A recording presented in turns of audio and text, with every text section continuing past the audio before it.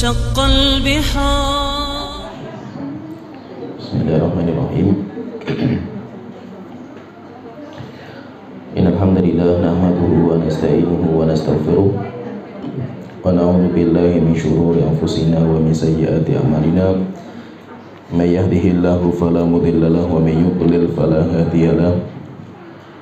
وأشهد أن لا إله إلا الله وحده لا شريك له وأشهد أن محمدا عبده ورسوله.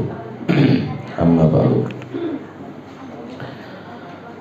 Kita melanjutkan pembahasan tentang perjalanan di hari kiamat, dan kita masih membicarakan tentang fase-fase yang akan kita lalui ketika kita nanti sudah masuk di hari kiamat. Telah kita jelaskan bahwa ketika kita dibangkitkan dari kubur kita dikumpulkan di padang mahsyar. Dan di padang mahsyar itu semua dikumpulkan, manusia, jin, binatang, semuanya dikumpulkan. Kemudian Allah datang di padang mahsyar dan malaikat menyambut datangnya Allah dengan membuat soft-soft. Kemudian ketika sudah Allah datang, kemudian dimulai persidangan. Maka nanti ada persidangan. Di dalam persidangan itu akan ada hisab. Hisab itu buku tulisan amal akan didatangkan dan akan dibuka oleh Allah Ta'ala, dibaca. Kemudian nanti ada timbangan. Kemudian setelah itu ditimbang, dan yang ditimbang ada 3. Ditimbang amalnya, ditimbang kitabnya, bukunya, dan ditimbang orangnya. Dan masalah timbangan ini dinamakan dengan mizan. Itu sudah kita sebutkan. Kemudian setelah itu fase terakhir dalam proses nanti di padang mahsyar ini, masih proses di padang mahsyar. Nanti sebenarnya ada kejadian lagi, cuma itu yang dirasakan oleh manusia, seperti nanti syafaat. Kemudian juga nanti ada telaga haud, itu juga di padang mahsyar. Jadi setelah proses kita itu dihisab, kemudian ditimbang, maka setelah itu ada istilah namanya nasyrus suhuf atau nasyrud dawawin. Akan diberikan sertifikat terhadap amal kita, terhadap buku kita. Nanti akan disebar, akan dibagikan kepada orang masing-masing. Dinamakan dengan nasyrus suhuf atau nasyrud dawawin. Dan itu nanti bukunya itu akan dibagi, sertifikatnya itu akan dibagi. Nanti ketika dibagi itu, prosesnya itu nanti ada yang mendapatkan dengan tangan kanan, ngambil sertifikatnya itu dengan tangan kanan. Ada yang mengambil dengan tangan kiri, dan ada yang mengambil dari belakang punggungnya. Nanti akan kita bahas itu 3 itu maksudnya apa. Jadi intinya setelah proses-proses ini, dan ini pendapat yang paling kuat, walaupun khilaf di antara para ulama tartibnya itu apa. Jadi tartibnya itu apa? Tapi Allahu alam, pendapat yang paling kuat itu tartibnya itu hisab, kemudian mizan, kemudian nasyrud dawawin. Jadi dihisab dulu, setelah dihisab itu kemudian ditimbang. Setelah ditimbang kita mendapatkan sertifikat akan amal kita. Setelah selesai itu, setelah itu nanti baru kita masuk ke proses berikutnya, yaitu nanti masuk ke proses menyeberang jembatan. Allah Ta'ala berfirman di dalam surat Al-Isra, menggambarkan bahwa kitab itu nanti akan disebar. Kitabnya itu akan disebar. Maksudnya disebar itu apa? Akan dibagikan. Dan itu bukan buku catatan amal semuanya, bukan. Karena kalau buku catatan amal itu besar sekali itu. Tetapi itu maksudnya sertifikatnya. Allah Ta'ala berfirman dalam surat Al-Isra ayat 13, wa kulla insanin alzamnahu ta'irahu fi unuqihi. Dan setiap orang itu kami bebankan tentang takdir mereka dalam punggung mereka itu. Wa nukhriju lahu yaumal qiyamati kitaban yalqahu mansyura. Kemudian kami keluarkan bagi orang itu nanti di hari kiamat sebuah buku yalqahu mansyuran, orang itu, orang yang mengamalkan itu, yang punya buku itu, melihat buku itu akan disebar, itu akan dibagikan. Iqra kitabaka, coba kamu sekarang baca buku kamu itu. Dibaca maksudnya apa? Hasilnya itu kayak apa itu? Sertifikatnya itu. Kafa bi nafsikal yauma 'alaika hasiba. Cukup kitab itu sebagai hisab akan diri kamu sekarang ini. Yaitu apa? Hisabnya itu, yaitu hasilnya itu, nanti bagaimana itu kamu itu, yaitu sertifikat itu yang menentukan itu. Man ihtada fa innama yahtadi li nafsihi. Siapa yang mendapatkan petunjuk, maka sesungguhnya petunjuk itu, hidayah itu untuk dirinya sendiri. Wa man dhalla fa innama yadhillu 'alaiha. Dan siapa yang menyimpang, menyimpangnya pun karena amal dia sendiri. Dia yang memilih. Orang milih petunjuk, ada orang yang milih kesesatan. Wala taziru waziratu wizra ukhra. Dan tidaklah satu jiwa menanggung dosa yang lainnya. Yaitu apa? Setiap kita itu nanti akan mempertanggungjawabkan amal kita masing-masing. Wa ma kunna mu'adzibina hatta nab'atsa rasula. Dan kami tidak mungkin mengazab sampai kami utus seorang rasul kepada mereka untuk mengajarkan kebenaran. Jadi menunjukkan di sini kalau kita perhatikan ayat ini, berarti nanti di hari kiamat itu akan dibagi buku. Dan ini bukan, kata ulama mengatakan buku ini bukan buku catatan amal. Kalau dibukanya buku catatan amal itu nanti yang buka Allah dan yang membaca Allah di perhisapan atau persidangan itu. Sedangkan ini nanti akan dibagi, diberikan kepada orang per orang itu, dan nanti mereka suruh membaca hasilnya itu apa itu. Ini kata para ulama mengatakan ini buku ini bukan buku catatan amal, tetapi buku ini adalah sertifikatnya, rapotnya itu. Jadi hasil dari perjalanan di dunia itu, hasilnya itu apa sih itu? Lah hasilnya itu rapot itu, sertifikat itu nanti akan mendapatkan dibagi satu persatu itu. Dan pembagian sertifikat itu tadi kita sebutkan itu ada 3 macam. Ada yang mengambil dengan tangan kanan, ada yang dengan tangan kiri, ada yang dari punggungnya itu. Dan ayatnya banyak yang menjelaskan tentang pengambilan kitab dengan tangan kanan kiri itu banyak. Allah Ta'ala berfirman juga dalam surat Al-Isra di ayat ke-70 dan panjang ayatnya itu. Allah Ta'ala berfirman, walaqad karramna bani Adam. Sungguh kami telah muliakan anak Nabi Adam, manusia. Wa hamalnahum fil barri wal bahr. Dan kami telah membawa mereka itu, mengangkat mereka di daratan dan di lautan itu. Yaitu diangkat derajat mereka, dibawa sama Allah Ta'ala sampai lautan dan daratan itu tunduk untuk mereka itu. Wa razaqnahum minat thayyibat. Dan kami telah memberikan karunia kepada mereka dari makanan-makanan yang baik. Wa faddalnahum ala katsirin mimman khalaqna tafdila. Dan kami telah memuliakan manusia di atas makhluk-makhluk yang lainnya. Setelah itu Allah Ta'ala berfirman, yauma nad'u kulla unasin bi imamihim. Nanti akan datang hari di mana setiap orang itu akan kami panggil dengan imam mereka masing-masing itu. Kami panggil mereka dengan imam. Yaitu apa? Nanti mereka itu akan digiring bersama dengan imam mereka itu. Ada yang imamnya itu nabi, sehingga nanti para nabi dan rasul mereka berjalan diikuti pengikutnya. Ada juga yang jadikan rujukan, siapa saja yang dia itu dijadikan sebagai panutan, maka nanti semua yang mengikuti itu berjalan di belakangnya. Maka setiap orang itu nanti akan kami panggil satu persatu bersamaan dengan imam mereka itu, kumpulkan bersama imamnya. Sampai dalam sebuah riwayat itu di padang mahsyar itu, man kana ya'budu syai'an falyattabi'hu. Siapa yang dulu pernah menyembah sesuatu, ikuti sesembahnya itu. Ada yang menyembah salib, ikuti salib. Ada yang menyembah matahari, ikuti matahari. Ada yang menyembah kuburan, batu, pohon, ikuti kuburan dan batu pohon itu. Sampai akhirnya mereka semuanya digiring ke neraka jahanam. Maka Allah Ta'ala mengatakan, yauma nad'u kulla unasin bi imamihim. Hari di mana kami panggil setiap orang dengan imam mereka. Faman utiya kitabahu bi yaminihi. Siapa yang mendapatkan bukunya dengan tangan kanannya, faulaika yaqra'una kitabahum. Maka mereka itu, orang-orang yang mendapatkan sertifikat rapot dengan tangan kanannya itu, nanti mereka akan membacanya. Nanti disebutkan dalam ayat yang lain sampai bangga sekali mereka itu, senang sekali. Faulaika yaqra'una kitabahum, mereka itu orang-orang yang akan membaca tulisan mereka itu, sertifikat mereka itu. Wala yudlamuna fatila, dan mereka tidak pernah dizalimi sedikit pun. Wa man kana fi hadhihi a'ma fa huwa fil akhirati a'ma wa adallu sabila.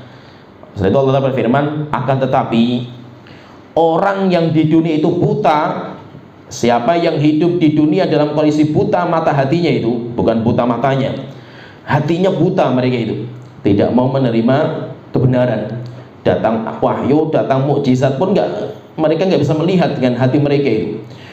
Fahuwa fil akhirati a'ma, orang itu nanti di hari kiamat tambah buta lagi mereka itu. Wa adallu sabila, dan mereka itu orang yang paling sesat perjalanan mereka itu.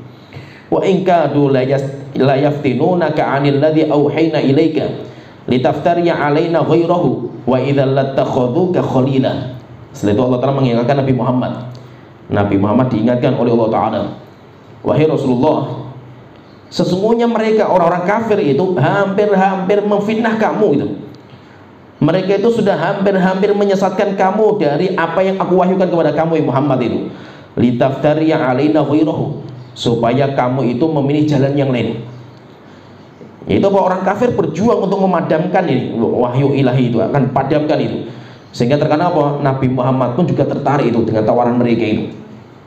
Sampai pernah itu orang kafir Quraisy itu untuk menghentikan dakwahnya Muhammad itu, dakwahnya Rasulullah SAW itu, sampai mereka datang.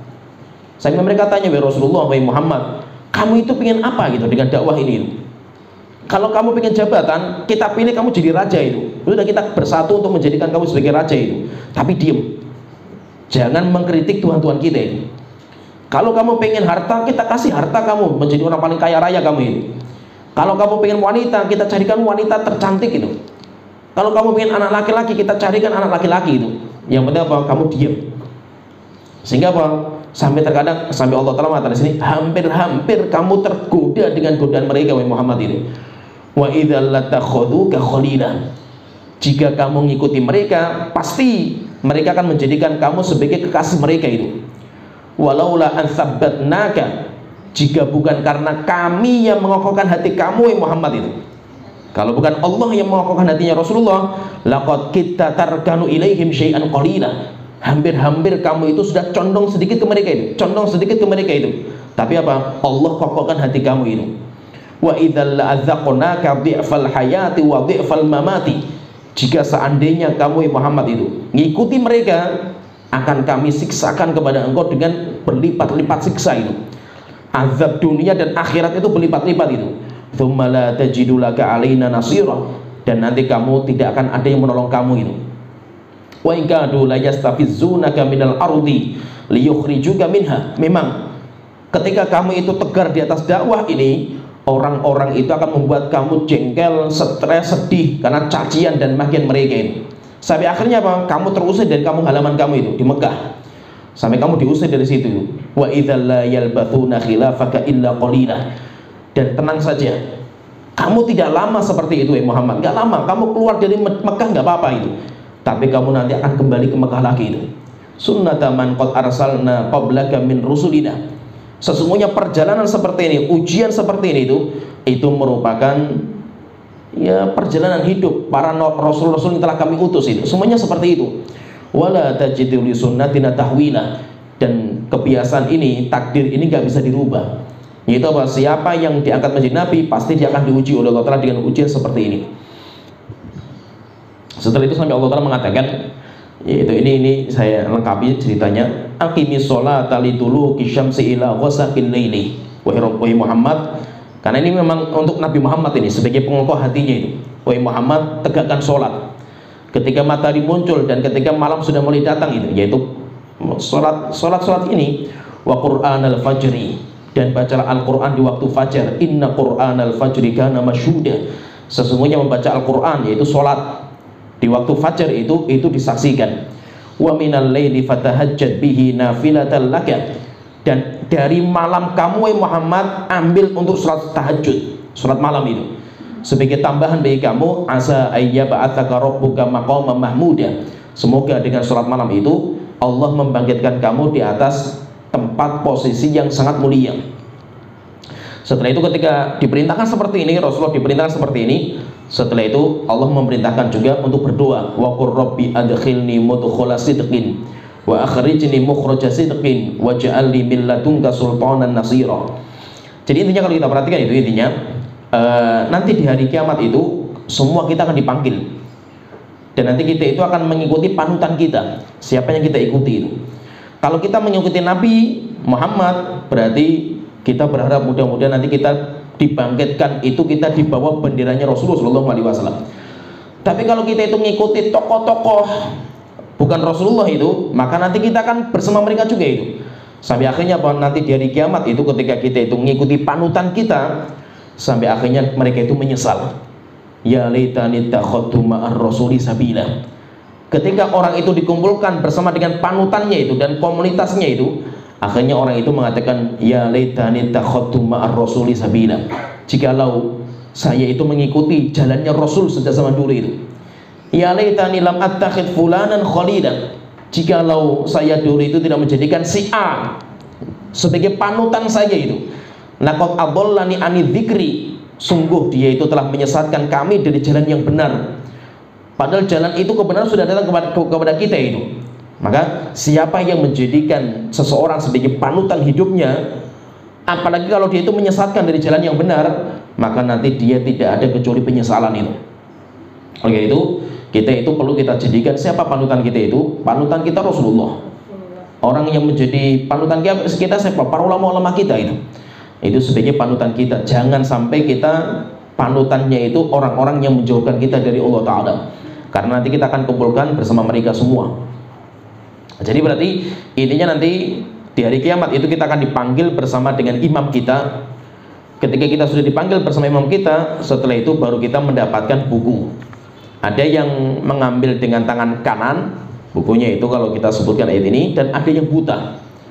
Ada yang buta itu maksudnya yang tidak tahu bukunya depan atau di belakang. Akhirnya dia itu ketika mengambilnya itu muter. Orang-orang yang buta ini. Dan itu sebagai balasan, kenapa? Karena dulu mereka itu buta dari kebenaran. Kebenaran datang kepadanya. Akhirnya apa? Dibangkitkan pun nanti dalam kondisi buta. Sampai akhirnya orang itu kan di dalam surat Toha itu disebutkan itu ada orang-orang itu yang ketika datang petunjuk itu nggak diterima. Ya. Waman a'radu an dzikri, siapa yang berpaling dari petunjukku, fa innahu ma'isyatan dhanka, orang itu akan mendapatkan kehidupan yang sempit di dunia walaupun kaya raya. Belum tentu orang kaya itu bahagia. Ya. Kebahagiaan itu sumbernya di sanubari hati, dan itu nggak bisa dilihat dengan zahir. Ada orang tertawa terbahak-bahak tapi hatinya stres dia itu. Banyak para pelawak kayak gitu itu. Para pelawak itu kan bisa membuat orang tertawa terbahak-bahak itu. Kita nggak tahu bagaimana hatinya, stres. Banyak para pelawak itu yang sampai ke narkoba jatuhnya itu. Kenapa? Saking stresnya mereka itu. Cuma apa? Hati mereka itu bisa ditutupi dengan zahirnya mereka itu. Kebahagiaan itu pusarnya di hati. Tidak bisa ditimbang dengan zahir kita, apalagi dengan harta, dengan yang lain nggak bisa itu. Karena kebahagiaan itu letaknya di sanubari hati. Orang kafir, orang berpaling dari Allah Ta'ala, hati mereka itu sempit. Stres mereka itu, walaupun kaya raya mereka itu. Maka Allah termatan fa inna lahu ma'isyatan dhanka, orang seperti ini akan kami bangkit, mereka itu kami hidupkan dalam kondisi sempit hati mereka itu. Wa nahsyuruhu yaumal qiyamati a'ma, dan nanti akan kami bangkitkan dalam kondisi buta mata mereka. Akhirnya mereka bertanya, ya Rabbi lima hasyartani a'ma, wahai Tuhanku, kenapa engkau bangkitkan saya dalam kondisi buta? Wa qad kuntu basira, padahal saya dulu itu bisa melihat. Qala kadzalika atatka ayatuna, maka Allah Ta'ala mengatakan demikianlah balasan bagi kalian karena dulu datang ayat kami kepada kalian itu. Hidayah datang, petunjuk datang itu, fanasitah, tetapi kamu lupa, pura-pura lupa itu. Fakadzalikal yauma tunsa, maka pada hari ini pun kalian akan kami lupakan. Sehingga nanti ada orang di hari kiamat itu dibangkitkan nanti dalam kondisi buta. Siapa mereka? Orang-orang yang pura-pura buta ketika mendapatkan hidayah. Datang petunjuk di dunia, dia pura-pura buta. Maka nanti di hari kiamat seperti itu. Allah juga berfirman dalam surat Al-Haqqah, gambaran tentang bagaimana nanti pembagian sertifikat. Pembagian sertifikat, ada yang mendapatkan tangan kanan, ada yang tangan kiri. Allah Ta'ala berfirman, فَإِذَا نُفِخَ فِي الصُّورِ نَفْخَةٌ وَاحِدَةٌ. Ingat ketika sangkakala itu ditiup dengan tiupan pertama. Dan telah kita sebutkan dulu, sangkakala itu ditiup cuma 2 kali. Walaupun ada yang mengatakan 3 kali, pendapat ada yang mengatakan 4 kali. Tetapi wallahu alam, pendapat yang paling kuat itu tiupan sangkakala itu cuma sekali, cuma 2 kali. Yang pertama, tiupan pertama itu kehancuran alam semesta. Tiupan kedua itu dibangkitkan dari kubur mereka. Fa'idha nufikha fis-suri nafkhatu wahidah. Ingat ketika sangkakala itu ditiup dengan tiupan yang pertama. Wa humilatil ardu wal jibalu fadukkata dakkatan wahidah. Kemudian bumi akan diangkat, gunung akan dijebol, kemudian ditabrakkan masing-masing itu. Yaitu proses ngerinya hari kiamat. Fayauma idzi waqa'atil waqiah. Pada hari ini akan terjadi malapetaka yang besar. Waqiah, sehingga dinamakan dengan al-waqiah, malapetaka yang sangat mengerikan. Wansyaqqatis sama'u fahiya yauma idzi wahiyah. Dan langit pun akan pecah. Langit akan pecah, dan di waktu itu langit itu sudah lemah. Pecah, setelah itu akan berjatuhan langit itu air hujan, tapi air hujan tembaga yang dipanaskan. Wal malaku ala arjaiha. Dan malaikat itu berjaga di samping-samping. Malaikat itu berjaga di samping-samping, itu membuat pagar betis. Kapan itu? Nanti ketika di padang mahsyar. Telah kita jelaskan itu. Ini cerita ini sudah kita jelaskan. Yaitu ketika di padang mahsyar itu manusia dikumpulkan di padang mahsyar, malaikat itu berkeliling membuat pagar betis sehingga manusia tidak ada yang bisa lari dari situ. Wa yahmilu arsya rabbika fawqahum yawma idzin thamaniyah. Dan yang mengangkat singgasana Allah pada waktu itu ada 8 malaikat. 8 malaikat itu namanya hamalatul arsy. 8 malaikat namanya hamalatul arsy. Di antara 8 malaikat itu ada malaikat Israfil, peniup sangkakala. Nah, itu malaikat peniup sangkakala itu termasuk salah satu dari malaikat hamalatul arsy. Dan besarnya luar biasa, malaikat terbesar yang Allah ciptakan ya ini. Besarnya luar biasa. Sampai sangkakala itu kan serang ditaruh di mulutnya malaikat Israfil. Sudah ditaruh di mulutnya itu. Malaikat Israfil itu sudah menaruh sangkakala di mulut dan matanya lihat ke atas.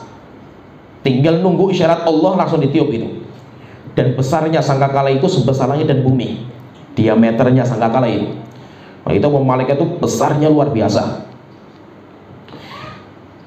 Wa yahmilu arsya rabbika fawqahum yawma idzin thamaniyah. Dan yang mengangkat singgasana Allah pada hari itu, yang di atas mereka itu ada 8 malaikat.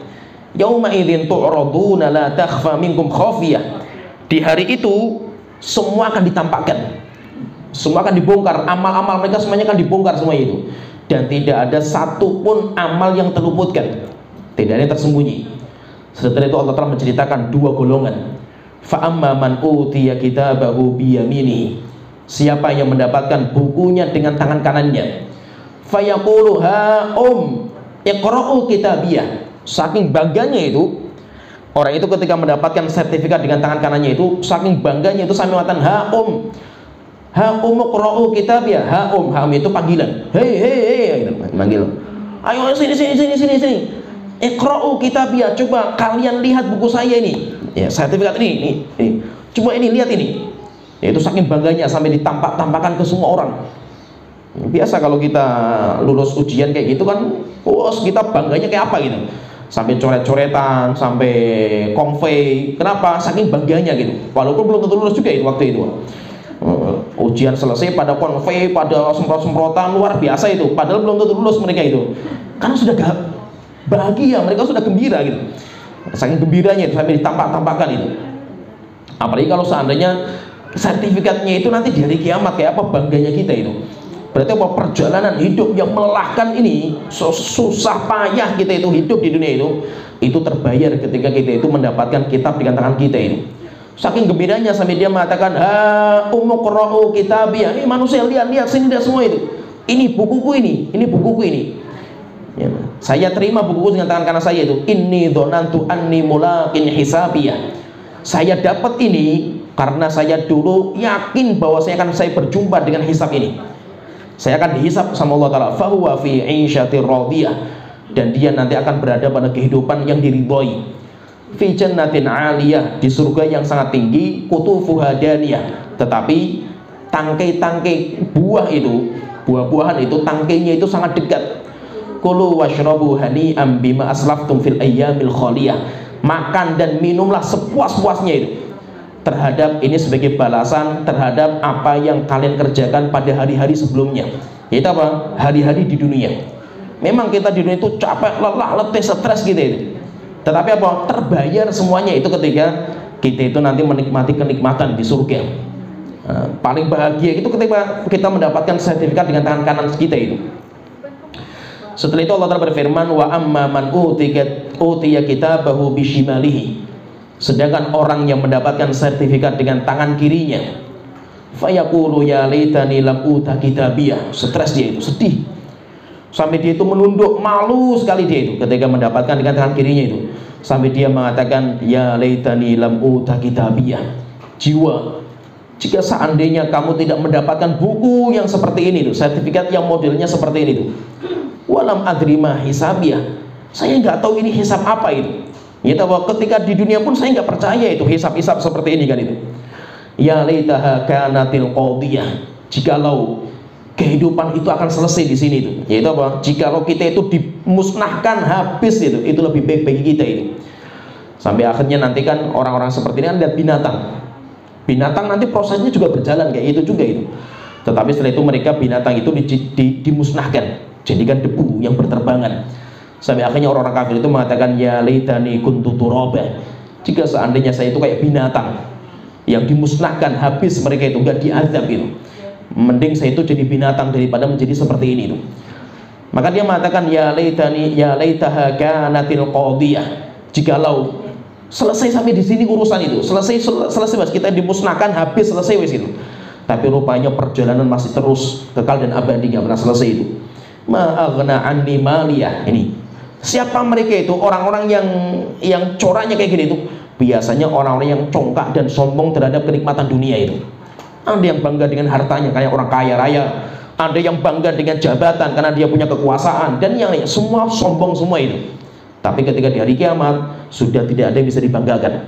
Akhirnya dia mengatakan ma'aghna anni maliyah, sungguh hartaku tidak bisa lagi memberikan manfaat kepada aku. Halaka anni sultaniyah, jabatanku, kekuasaanku sudah semuanya hilang, nggak ada lagi manfaatnya itu. Berarti apa? Kita kalau sekarang itu sombong dengan apa yang kita miliki di dunia, sampai sombongnya kita itu menghalangi kita untuk ibadah, merendahkan diri di hadapan Allah Ta'ala, maka nanti itu akan menjadi penyesalan kita itu. Dulu kita mungkin malas untuk sholat, malas untuk kenapa? Oh, saya lagi sukses-suksesnya kerja itu. Akhirnya apa? Itu nanti akan menjadi penyesalan itu. Mungkin kita sekarang itu berbangga diri karena cantiknya kita misalkan itu, atau karena kita itu lagi di puncak-puncaknya karir kita lah itu. Itu semuanya akan menjadi penyesalan kita itu. Oleh itu sering saya sebutkan itu, kenikmatan dunia baik harta, wanita, tahta dan yang lainnya lah, selama itu menjauhkan kita dari Allah Ta'ala, itu bukan kenikmatan, tapi itu adalah azab yang disegerakan. Jadi pahami ucapan saya itu. Jadi nikmat dunia itu, kalau kita semakin bertambah dunia kita kok semakin jauh dari Allah Ta'ala, berarti itu bukan kenikmatan, tetapi itu adalah azab yang Allah segerakan. Berarti apa? Kalau kita itu punya kerjaan misalkan, subhanallah, kerjaan kita dibuka lebar sama Allah Ta'ala sampai kita menjadi orang kaya raya misalkan itu, tapi kok kita semakin jauh kita itu sama Allah Ta'ala itu, berarti apa? Itu bukan kenikmatan, itu azab. Itu azab sebenarnya itu. Tapi apa? Terkadang kita itu nggak tahu kalau kita sedang diazab sama Allah Ta'ala itu, kita itu nggak sadar itu. Itu sebenarnya itu azab itu yang disegerakan kepada kita itu. Oleh itu kita mungkin berbangga dengan harta kita, berbangga dengan kekuasaan kita, jabatan kita, itu semuanya tidak ada yang bisa membantu nanti di hari kiamat. Akhirnya Allah Ta'ala mengatakan khudhuhu faghulluh, wahai malaikat, ambil orang ini, ambil ini, kemudian rantai orang ini, tsummal jahima salluh, kemudian seret ke neraka jahanam, tsumma fi silsilatin dzar'uha sab'una dzira'an fasluquh, kemudian ikat dia itu di rantai yang panjangnya 70 hasta. Kenapa dia itu seperti ini? Innahu kana la yu'minu billahil azim, karena dia dulu nggak beriman kepada Allah. wala yahuddu ala tu'amil miskin, dan dia tidak pernah menganjurkan untuk memberikan makan kepada orang miskin. Falaisa lahul yauma hahuna hamim, maka hari ini dia tidak punya teman lagi. Wala tu'amun illa min ghislin, dan tidak ada makanan kecuali dari ghislin. Ghislin itu makanan yang dinginnya puncak dingin. Jadi makanan itu nanti ada hamim. Hamim itu makanan yang puncak-puncaknya panas. Itu namanya hamim. Kalau kita minum, usus kita jebol itu saking panasnya itu. Kalau hamim itu minuman puncak-puncaknya dingin. Itulah hamim itu. Kalau bedanya itu kata para orang katakan hamim itu di dasaran, di bawah. Di bawahnya itu. Dan itu ghislin itu di bawah. Jadi ada hamim, ada ghislin. Kalau hamim itu panas yang menyengat. Kalau ghislin itu dingin yang mematikan itu. Sehingga tidak ada makanan dan minuman yang menyegarkan sana, nggak ada itu. Nah, ghislin itu campuran nanah, darah, dan keringat. Jadi nanahnya penghuni neraka, darahnya, keringatnya itu dikumpulkan di bawah, dijadikan minuman, dan dinginnya luar biasa itu. Sehingga orang ketika minum itu nggak merasakan kenikmatan sama sekali itu. Jadi mereka itu di sana itu ada minuman, ada makanan, bahkan buah itu ada. Buahnya buah zakum. Kal mughli yaghli fil butun. Kalau mereka makan buah itu, perutnya itu mendidih. Saking panasnya itu, perutnya mendidih. La yaquluhu illal khati'un, dan tidak makan makanan ini kecuali pelaku dosa dan maksiat. Yaitu pelaku dosa dan maksiat itu nanti makanannya seperti itu. Jadi intinya kalau kita perhatikan, berarti intinya di hari kiamat itu nanti akan ada penerimaan buku sertifikat kita itu, dan itu nanti ada yang menerima dengan tangan kanan. Siapa yang menerima dengan tangan kanan, maka dia bahagia, dia sangat bahagia sekali itu. Tapi kalau menerima dengan tangan kiri, sedih dia itu, sedih sampai dia itu menunduk saking malunya dia itu. Dan nanti di hari kiamat seperti itu. Oleh itu proses kita itu masih panjang, tidak ada yang perlu kita sombongkan itu. Dunia itu kita nggak punya apa-apa itu. Maka kalau kita itu punya harta bertambah, bersyukur. Nggak ada cara yang lain itu. Kalaupun kita diuji dengan kesempitan, tidak ada cara kecuali sabar itu. Terus mau apa kita itu? Ya kan? Jangan sampai apa kita itu kalau diberikan kenikmatan sombong, congkak, angkuh. Tapi ketika kita ditimpa musibah, kita marah, murka, dan jengkel sama Allah Ta'ala. Itu karakter manusia mayoritas kayak gini. Oleh itu kita kalau ditimpa musibah biasa saja itu. Itu sebagai penghapus dosa-dosa kita itu. Kalau kita diberikan kenikmatan, biasa juga itu, nggak usah terlalu sombong lah itu. Kenapa? Karena itu pun titipan itu, yang nanti akan dihisap oleh Allah Ta'ala. Oleh itu seorang muslim itu, mereka lapang dan sempitnya sama, bertambah hartanya dan berkurang sama orang mukmin itu. Oleh itu namanya orang zuhud. Apa itu orang zuhud? Itu dibahas oleh para ulama masalah zuhud itu. Orang zuhud itu apa? Orang yang ketika hartanya bertambah nggak menambah kebahagiaan, biasa gitu.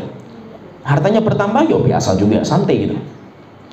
Dan tidak menambah kesedihan ketika hartanya berkurang. Hartanya berkurang, biasa juga gitu, santai aja gitu. Sehingga orang itu kayak orang santai gitu, orang paling nikmat lah orang itu, nggak terlalu terbebani. Kenapa? Karena dia itu nggak punya cita-cita di dunia. Dia nggak punya target di dunia. Yang penting apa? Saya itu ibadah, saya itu targetnya bukan di sini saya itu. Dia itu jasadnya di dunia, tapi pikiran dia itu di surga. Cita-cita itu di surga. Sehingga apa? Yang membuat dia stres, membuat sedih, membuat nangis, membuat bahagia itu surga dan neraka.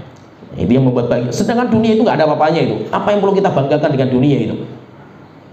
Kalaupun kita berbangga dengan harta, ada yang lebih hebat dari kita itu.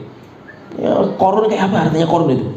Besarnya luar biasa Korun itu. Itu pun dibenamkan sama Allah Ta'ala juga dan nggak bisa apa-apa itu. Harta kita belum ada apa-apanya itu. Maka tidak ada yang perlu kita sombongkan. Kita kalau seandainya memang usaha kita jalan sukses, kita kembalikan kepada Allah Ta'ala, karena Allah yang memberikan karunia, bukan kehebatan kita. Kalau kita nggak ada hebatnya itu, ya, kita kan nggak ada hebatnya itu semuanya karena Allah Ta'ala yang memberikan karunia kepada kita. Sehingga seorang muslim itu, dia itu nggak terlalu bangga dengan kenikmatan dunia. Biasa gitu mas, itu kenikmatan biasa. Jadi orang kaya pun biasa, orang mukmin itu. Ya. Oh, jadi orang miskin pun biasa juga. Bahkan ketika menjadi orang miskin pun dia tampakkan menjadi orang kaya itu. Di depan orang itu dia kayak orang kaya. Supaya apa? Supaya tidak ada orang yang mengasihani dia itu. para sahabat itu ketika mereka keluar dari rumah itu, Allah Ta'ala mengatakan ya sambuhumul jahilu aghniya aminat ta'affuf. Orang kalau nggak tahu sahabat, lihat sahabat pasti mengira sahabat itu kaya-kaya. Kenapa kaya itu? Karena sahabat itu kalau sudah di luar, di mata orang itu ditampakkan dia itu merasa nggak pernah butuh sama orang. Akhirnya apa? Semua orang melihatnya itu mereka kaya raya itu. Tapi ketika di rumah baru aslinya itu ketahuan itu. Mungkin sehari nggak makan. Di rumah nggak punya apa-apa itu. Tapi kalau sudah di luar, tampakkan dia itu orang kaya. Tujuannya apa? Supaya tidak ada yang belas kasihan sama dia itu. Paling nggak suka para sahabat itu kalau ada orang itu membantu karena belas kasihan. Itu para sahabat. Maka jangan sampai kita itu berbangga dengan dunia yang kita miliki. Semakin harta kita bertambah, ingat semakin hisabnya panjang. Hisabnya itu panjang. Sampai kita makan nasi saja itu, satu biji nasi itu akan ditanya sama Allah Ta'ala. Itu nanti akan ditanyakan. Sampai pernah suatu ketika itu Rasulullah itu keluar di rumah karena kelaparan. Di rumah gak punya makanan Rasulullah itu. Akhirnya beliau keluar. Ketika di luar ketemu sama Abu Bakar, ditanya Abu Bakar, jam-jam segini ngapain kamu keluar gitu? Jam-jam siang. Abu Bakar mengatakan, Rasulullah lapar yang sangat saya itu. Di rumah saya nggak ada makanan itu. Akhirnya Rasulullah mengatakan, kita jalan-jalan. Di jalan ketemu sama Umar bin Khattab itu. Ditanya sama Rasulullah, Umar ngapain kamu di sini itu? Ya Rasulullah lapar. Di rumah saya nggak ada makanan. Coba manusia terbaik semuanya kelaparan itu. Rasulullah, Abu Bakar dan Umar di rumah nggak ada makanan. Akhirnya kata Rasulullah, ayo kita jalan. Kita bertamu di rumahnya sahabat kita orang Ansor. Ini pas awal-awal mereka hijrah ke Medina. Akhirnya ketika bertamu di rumahnya orang Ansor, bahagia tuan rumahnya karena yang menjadi tamu itu manusia terhebat semua itu. Rasulullah, Abu Bakar dan Umar itu. Akhirnya sama istrinya dibukakan, suaminya waktu itu nggak ada karena masih di kebun suaminya itu. Suruh masuk, kemudian dikasih ini dan ini. Rasulullah, saya tunggu saja suami kamu itu. Akhirnya subhanallah suaminya pulang bawa air minum dari sumur yang segar. Langsung dihidangkan, mereka semuanya minum. Setelah itu suaminya bawa kurma. Pas pulang bawa kurma, dihidangkan, para sahabat makan kurma. Setelah itu ke belakang pengen nyembelih kambing. Rasulullah mengatakan kalau nyembelih kambing, sembelih kambing yang tidak hamil, yaitu yang tidak keluar susu. Akhirnya sembelih kambing, setelah itu dimakan. Setelah selesai kenyang mereka. Rasulullah, Abu Bakar, Umar kenyang. Setelah itu Rasulullah mengatakan latus alunna yauma idzin an-na'im. Abu Bakar dan Umar ingat, apa yang barusan kita makan dan minum itu nanti akan ditanya di hari kiamat sama Allah Ta'ala. Kita sehari ini makan misalnya makan nasi itu berapa suapan kita makan, satu suapan berapa helai nasi itu semuanya akan ditanya sama Allah Ta'ala itu. Berarti apa? Semakin banyak harta yang kita miliki bukan semakin bangga dan kita itu sombong, bukan. Semakin panjang pertanyaan nanti di hadapan Allah Ta'ala itu, semakin banyak nanti hisabnya itu. Nah, itu maksudnya itu kalaupun kita itu memiliki kenikmatan, kita punya harta, kita itu tinggal siapkan bagaimana kita nanti berhadapan dengan Allah Ta'ala. Kita nggak usah terlalu congkak, sombong, angkuh, apalagi sampai kita itu, oh kan saya sudah kaya sekarang itu, sehingga yang kumpul sama saya cuma orang kaya saja itu, nggak mau kumpul sama orang miskin itu. Dan itu yang bahagia, yang bahaya seperti ini. Seorang muslim nggak bisa seperti itu. Jadi intinya nanti di hari kiamat itu, orang ketika nanti di hari kiamat dapat sertifikat dengan tangan kiri, dia menyesal. Akhirnya dia itu ingat dengan harta, ingat dengan jabatan, ingat dengan karir dia yang dulu sempat dia itu bangga dengan itu, tetapi rupanya tidak bisa memberikan manfaat ketika di hari kiamat. Kemudian juga Allah Ta'ala berfirman dalam surat Al-Insyiqaq. Ini masih bicara tentang pembagian sertifikat. Di dalam surat Al-Insyiqaq ayat ke-7.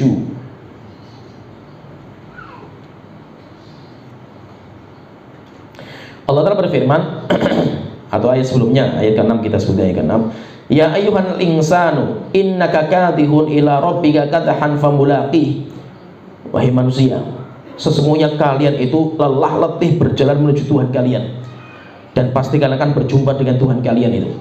Memang kita itu ketika berjalan itu capek semua. Di dunia itu melelahkan itu.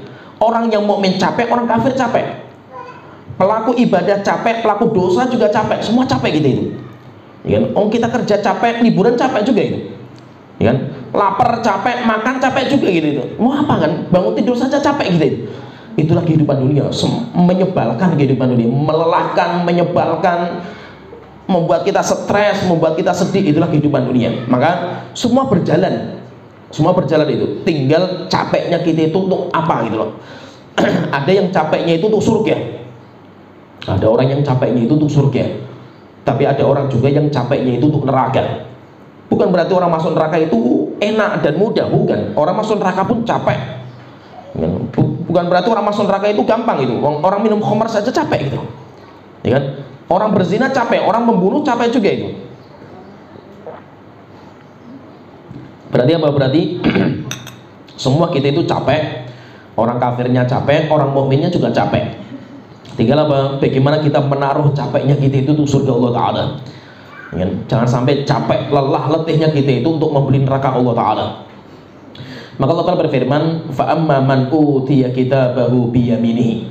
Siapa yang mendapatkan bukunya dengan tangan kanannya, فَسَوْفَ يُحَاسَبُ حِسَابًا يَسِيرًا.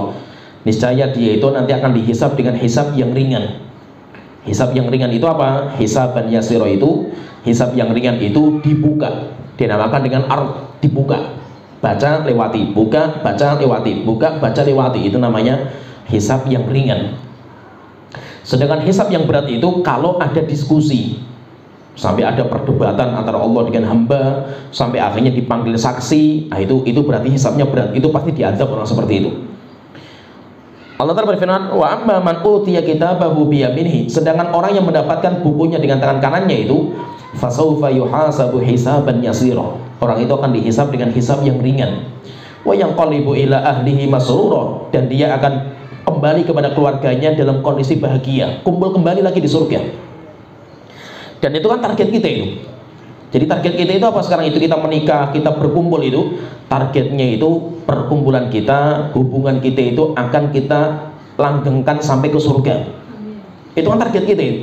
Jangan sampai kita kumpul, kita bahagia di dunia tapi ketika di hari kiamat kita berpisah semua. Dan itu rugi sekali gitu itu. Kenapa? Perkumpulan dunia cuma sebentar. Sampai kapan kita berkumpul di dunia? Enggak lama gitu. Tetapi nanti akan datang masa di mana kita akan berpisah. Harapan kita apa? Kita berpisah, selesai di dunia itu. Tapi kita di surga itu hubungan kita lanjut kembali itu. Yaitu kita masih ada hubungan sahabat, pertemanan, suami istri, orang tua, anak. Itu masih bisa kita kumpul lagi nanti di surga Allah Ta'ala. Dan itu rupanya nggak mudah, berat sekali itu.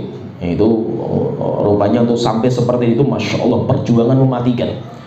Perjuangan untuk bisa kumpul nanti di surga itu luar biasa beratnya itu. Nah itu, ketika kita itu pengen kumpul di surga, ya berarti kita siapkan semua. Perjalanan kita sampai ke surga itu jauh, perjalanan sangat melelahkan. Maka kita harus mempersiapkan saya sekarang. Dan itu nanti, mereka itu nanti itu akan kumpul kembali gitu. Kita akan kumpul lagi itu. Kita sama istri kita, kita sama suami kita, kita sama anak kita, orang tua kita, itu nanti kita akan kumpul kembali. Dan harapan kita ya kita itu kumpulnya nanti di surga. Setelah itu Allah Ta'ala berfirman, wa amma man utiya kitabahu wara'a dhuhrihi. Dan siapa yang menerima bukunya itu dari belakang punggungnya. Ini yang ketiga, yaitu macam yang ketiga itu menerima dari belakang punggung. Fasawfa yatu'u thubura. Niscaya dia itu nanti akan memanggil-manggil dengan kebinasaan. Celaka saya itu, binasa diri saya itu kayak gitu. Saking stresnya dia, saking putus asanya dia, saking menyesalnya dia, sampai akhirnya dia itu ngomong untuk dirinya kayak gitu. Celaka saya, binasa saya. Kayak gitu. Itu mendoakan kepada dirinya doa kebinasaan. Wa yasla sa'ira, dan orang itu nanti akan masuk ke neraka sa'ir, neraka jahanam. Innahu kana fi ahlihi masrura. Memang mereka, orang-orang ini dulu ketika di dunia, mereka berkumpul dengan keluarganya bahagia mereka itu. Itu mereka berkumpul, mereka punya keluarga bahagia mereka ketika masih di dunia itu. Innahu dhanna allay yahur. Dan mereka itu dulu mereka beranggapan bahwa hubungan mereka nggak pernah berakhir itu. Mereka tidak mungkin habislah kenikmatan mereka itu. Bala inna rabbahu kana bihi basira. Sesungguhnya Tuhan kamu itu sangat memantau, melihat terus apa yang kalian kerjakan itu.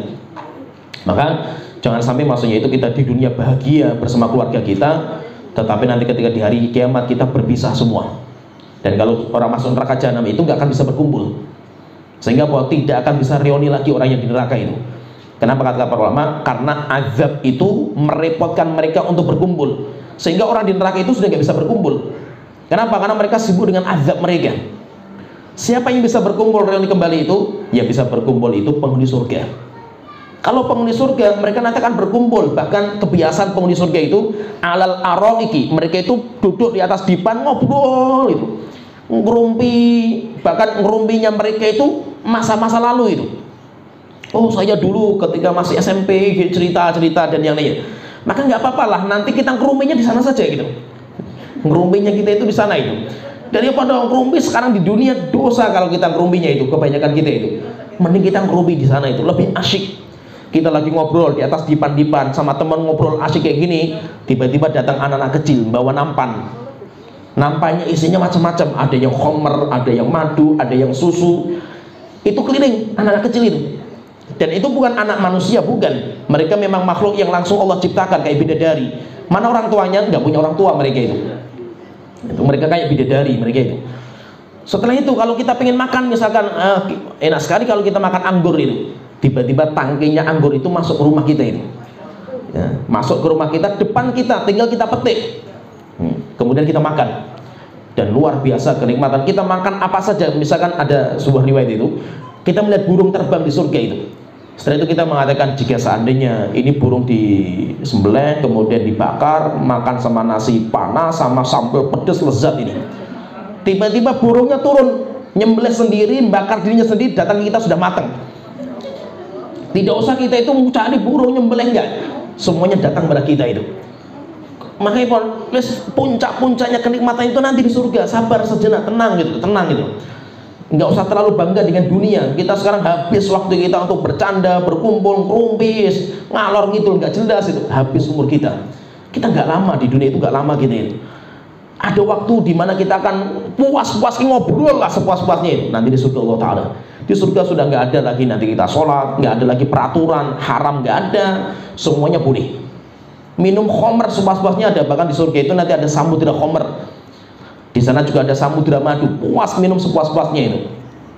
Nah, jadi maksudnya itu nanti di surga janganlah kita gembira sekarang, bahagia di dunia, tetapi ketika kita mati berpisah. Dan itu kenapa seperti itu? Karena memang visi bangun keluarga itu berbeda. Maka perlu kita ingat, kita visi bangun keluarga kita itu untuk apa gitu.